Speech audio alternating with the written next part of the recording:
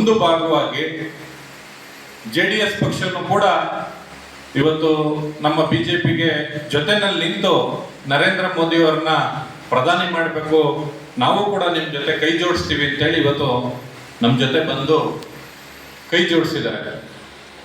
ಈ ಬರುವಂತ ಈ ಲೋಕಸಭಾ ಚುನಾವಣೆಯಲ್ಲಿ ದಯಮಾಡಿ ತಾವೆಲ್ಲರೂ ತಮ್ಮ ತಮ್ಮ ಬೂತ್ಗಳಲ್ಲಿ NDA ಮೈತ್ರಿಕೂಟದ ಭಾಗವಾದ JDS ಅವ್ರನ್ನ ಜೊತೆ ಕರ್ಕೊಂಡು, ಕಳೆದ ಬಾರಿ ತಾವೆಲ್ಲ ನೋಡಿದಿರಿ JDS ಮತ್ತೆ ಕಾಂಗ್ರೆಸ್ ಸರ್ಕಾರ ಮೈತ್ರಿ ಇದ್ದಂತ ಸಂದರ್ಭದಲ್ಲಿ ನಾವು ಕಳೆದ ಬಾರಿ ಪಕ್ಷೇತರ ಅಭ್ಯರ್ಥಿಯಾಗಿ ಸ್ಪರ್ಧಿಸಿದಂತ ಸುಮಲತಾ ಅವ್ರಿಗೆ ನಾವು ಬಾಹ್ಯವಾಗಿ ಬೆಂಬಲ ಕೊಟ್ಟಿದ್ವಿ.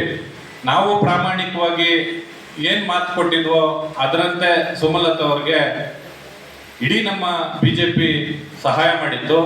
ನೆಚ್ಚಿನ ನರೇಂದ್ರ ಮೋದಿ ಅವರು ಕೂಡ ಮೈಸೂರಿನಲ್ಲಿ ಘೋಷಣೆಯನ್ನು ಕೂಡ ಮಾಡಿದ್ರು, ಅವ್ರ ಪರವಾಗಿ ಭಾಷಣವನ್ನು ಕೂಡ ಮಾಡಿದ್ರು.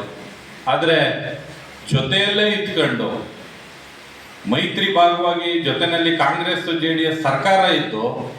ಅವತ್ತು ಅಲ್ಲಿದ್ದಂಥ ಅಭ್ಯರ್ಥಿಗೆ ಒಳೊಳಗಡೆನೆ ಮೋಸ ಮಾಡಿ ಬೆನ್ನಿಗೆ ಚೂರಿ ಹಾಕಂತ ಕೆಲಸವನ್ನ ಮಾಡಿದ್ದು ಈ ಕಾಂಗ್ರೆಸ್ ಪಕ್ಷ. ಆ ಅಪವಾದನ್ನ ನಾವು ಯಾರು ಈ ಬಾರಿ ಒತ್ಕೊಳ್ಳೋದು ಬೇಡ. ಯಾವ ನಮ್ಮ ಬಿಜೆಪಿ ಕಾರ್ಯಕರ್ತ ಒಬ್ರು ಕೂಡ ಈ ಬಾರಿ ಸಪೋರ್ಟ್ ಮಾಡಲಿಲ್ಲ. ನಮ್ ಮೋಸ ಮಾಡಿದ್ರು ಒಂದು ಸಣ್ಣ ಆಪಾದನೆಯನ್ನು ಕೂಡ ಬರದಂತೆ ನಡ್ಕೊಳ್ಳೋಂಥ ಶಿಸ್ತಿನ ಸಿಪಾಯಿಗಳು ನಮ್ಮ ಬಿಜೆಪಿ ಕಾರ್ಯಕರ್ತರು ಅಂತ ಹೇಳಿದ್ರೆ ನನ್ನ ತಪ್ಪಾಗೋದಿಲ್ಲ. ಇವತ್ತು ಎಲ್ಲೂ ಕೂಡ ಯಾವುದೇ ಗೊಂದಲಕ್ಕೆ ಅವಕಾಶ ಮಾಡಿಕೊಡದಂತೆ ನರೇಂದ್ರ ಮೋದಿ ಅವ್ರನ್ನ ಪ್ರಧಾನಿ ಮಾಡೋದಕ್ಕೋಸ್ಕರ ತಾವೆಲ್ಲರೂ ಕೂಡ ಮಂಡ್ಯ ಜಿಲ್ಲೆಯಲ್ಲಿ ಇವತ್ತು ಮಾಜಿ ಮುಖ್ಯಮಂತ್ರಿಗಳಾದ ಕುಮಾರಸ್ವಾಮಿ ಅವರು ನಮ್ಮ NDA ಮೈತ್ರಿಕೂಟದ ಅಭ್ಯರ್ಥಿಯಾಗಿದ್ದಾರೆ.